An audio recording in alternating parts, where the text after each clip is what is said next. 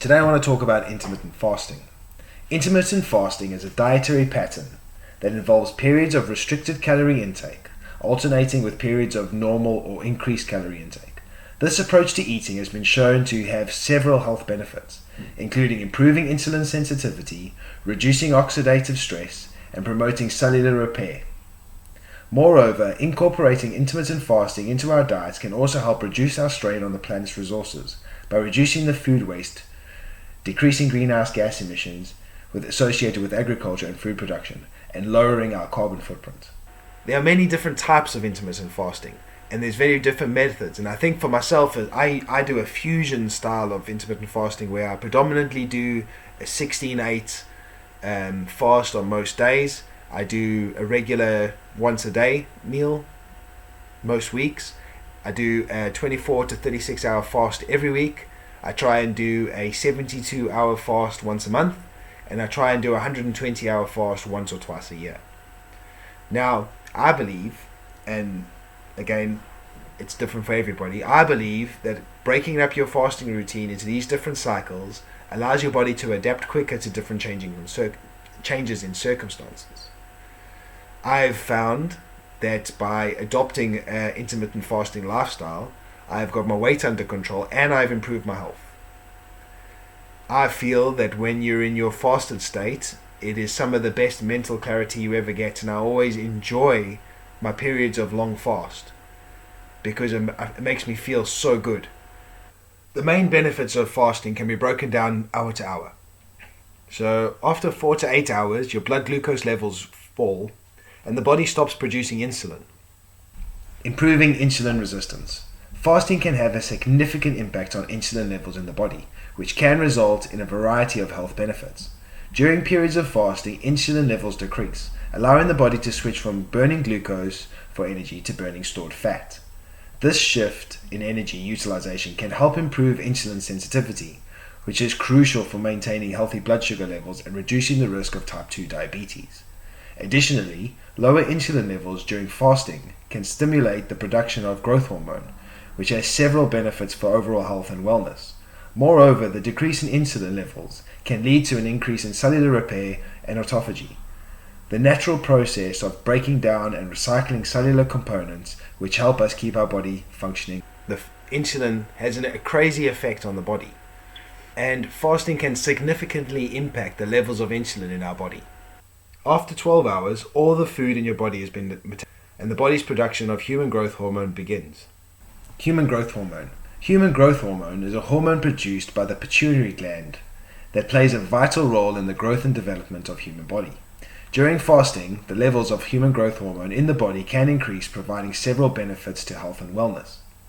For example, human growth hormone can help increase muscle mass and improve physical performance, boost the immune system, and promote cell repair. Additionally, human growth hormone has anti-aging effects and has been linked to an increase in longevity.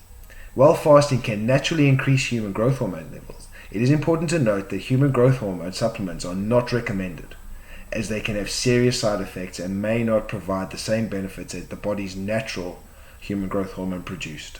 Human growth hormone is one of those hormones that the body produces that affects every single part of the body. The brain, the heart, the blood vessels. It is one of the most amazing things the body produces. Apart from dopamine and serotonin and oxytocin and all these other, our bodies are like chemical plants, and human growth hormone is one of those key chemicals that the body produces that intermittent fasting has an amazing effect on. At 14 to 16 hours, the body starts to use fat stored for energy, and at 18 hours, the body is only using fat for energy, and human growth hormone production increases massively. After 24 hours, glycogen stores are depleted, autophagy begins, and the body starts to produce ketones. Autophagy. Autophagy is the natural process in the human body that helps to maintain cellular health by breaking down and recycling damaged or unnecessary cellular components. This process can provide several benefits for the human body, including supporting the immune system by removing harmful pathogens, including the risk of chronic disease like Alzheimer's and Parkinson's, and helping to maintain cellular homeostasis. Autophagy also plays a role in maintaining the body's energy levels and promoting longevity. Overall, autophagy is a crucial process for maintaining optimal health and functioning. Now, autophagy is a new concept that's really been thrown around now, and anybody who's done any research into intermittent fasting understands the benefit of autophagy. It clears away dead cells, it fights infectious diseases, it helps remove cancers from the body, it helps reduce aging, it literally it does a full scan of your entire body, and it takes down every damaged, contaminated bit of cell and dissolves them into some sort of liquid, and then uses it to rebuild more key parts of the body. It's like a recycling system on steroids. And autophagy, coupled with human growth hormone, spares your muscles. It ensures that your body doesn't go, when you're in your fasted state, and start eating away your muscle mass, which a lot of people fear that does. Now, I'm not saying it doesn't eat away some of your muscle mass, but it doesn't eat away a lot of it. The whole point is the body's designed to keep your muscle strength. This is a system that was developed when we were, hunter-gatherers, and we needed to function at our best even when we were hungry. So our bodies were designed to protect what's important. And unfortunately, due to our Western diets, we don't get to benefit from autophagy very much, because we never get into this fasted state. We never go 24 hours without eating. We never go 36 hours without eating. We might go 8 hours on our sleep time, or maybe 10 hours if we've missed breakfast. But then we consume a huge amount of calories throughout the day, and we never get into that point where the body is actually running in a deficit. And this is one of the key things that I believe could help people's health. Not only will it help the natural well-being of ourselves, but it also reduce our impact on the environment. Because on average, since I started fasting, I dropped around 4,000 calories a week just naturally. That's 2 days worth of food a week. And I'm definitely not fading away. At 36 to 48 hours, autophagy increases further, and the body starts to be reduced inflammation. And at 72 hours, a complete immune system reset occurs. Fasting has been shown to have an impact on the immune system, with some studies suggesting that it can, in result, reset the immune system. During fasting, the body undergoes several changes that can help improve immune function. For example, fasting can increase the production of white blood cells, which plays a crucial role in fighting infections and diseases. Additionally, fasting can also increase the production of cytokines, which are signaling molecules that help regulate the immune response.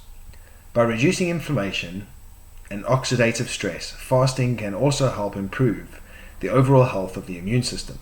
However, it is important to note that the effects of fasting on the immune system can vary from person to person, and depending on various factors such as the duration and the type of fast, it is also always best to consult a healthcare professional before starting any new fasting regime. People's immune systems are run down. We don't sleep enough, we don't eat well enough, we don't put ourselves in areas where our immune system ever gets tested. And one of the benefits of intermittent fasting is it carries out a full reset of your immune system. But when I'm in a fasted state and I'm burning around ketone levels of a 1.5 or a 2 mole per liter, I feel great. My mental agility and my alertness feels 10 to 20 times better than when I'm living on glucose. And this again causes me to want to fast these long fasts. And it's almost like when I'm not fasting, or when I'm in my eat zones, I'm prioritizing myself to eat good quality food. But at the same time, I'm like, I can't wait to get back into ketosis. I don't really want to come out of ketosis because I feel so good. And then you find that you start giving up things, like giving up Coca-Cola and giving up chocolate bars, and you start finding yourself staying away from like these really simple carbohydrates, or these high sugar carbohydrates, because you don't want to go out of ketosis. You don't want to lose that feeling, that mental wellness. And again, I believe that if people change their lifestyles and they started doing things like this a bit more, and they started researching and they started experiencing it, would they all of a sudden be more motivated? Would they all of a sudden want to, you know, go and change the world? I think intermittent fasting is one of those great things that allows people to become the best version of themselves. And the more they work at intermittent fasting, and the more they start to learn their bodies and they start to feel and listen to what their body's saying, the better they start to feel. And, I started this process 2 years ago, and intermittent fasting was one of the first things that I started doing. And 2 years on now, it is still one of the top things that I believe makes me feel good, not just physically, but mentally too. And just a little disclaimer, it is important to note that intermittent fasting may not suit everyone, especially those who have certain medical conditions or who are pregnant or breastfeeding. It's always a good idea to speak to a healthcare professional before starting a new diet or exercise program. And then lastly, intermittent fasting can be a simple and effective way to improve your overall health and well-being. While it may not be suitable for everybody, it is a great option for those looking to lose weight, improve insulin sensitivity resistance, and benefit their brain health. In conclusion, both education and intermittent fasting have the potential to positively impact our health and the health of our planet. Education will empower individuals with the knowledge and skills necessary to make informed decisions about their impact on the environment, while intermittent fasting helps reduce resource consumption and the strain on the planet's ecosystem. By embracing these two concepts, we can work towards a more sustainable and healthy future for all. So, without me going on anymore, thank you so much for taking the time. Until next time, goodbye.